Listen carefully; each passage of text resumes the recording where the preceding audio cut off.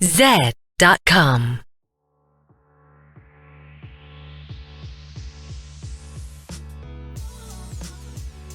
สำหรับการ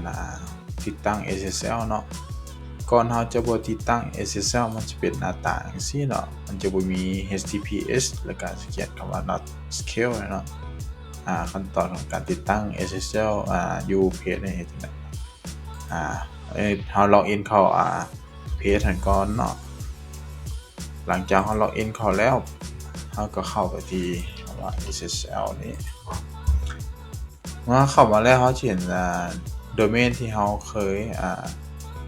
ลงเขียน CSR มาก่อนแล้วมันจะมี CSR กับ Private Key แต่ตอนนี้ยังบ่มีCertificate กับ CA ของมันเนาะซึ่งตัวนี้เราจะได้ในต่อเมื่อเราไปสั่งซื้อSSL มานะหลังจากเราได้ Certificate แล้วก็ CA แล้วเราก็เอาไปลงใส่เซิร์ฟเวอร์เนาะ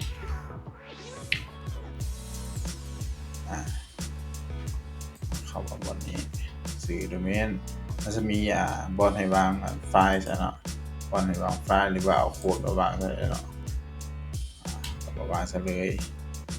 ตัว CA ให้ก็มาวางซะเนาะ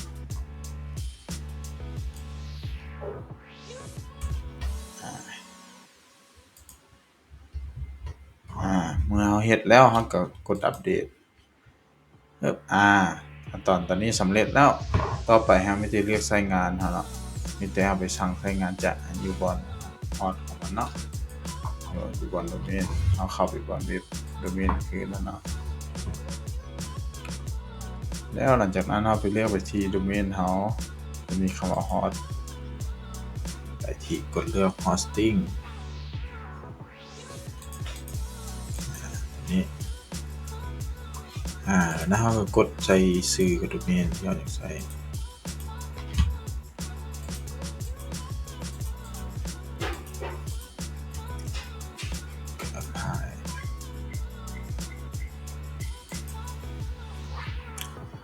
เมื่อเราเฮ็ดสำเร็จเราเข้าไปเบิ่งหน้าเว็บอีกครั้งนึงเนาะ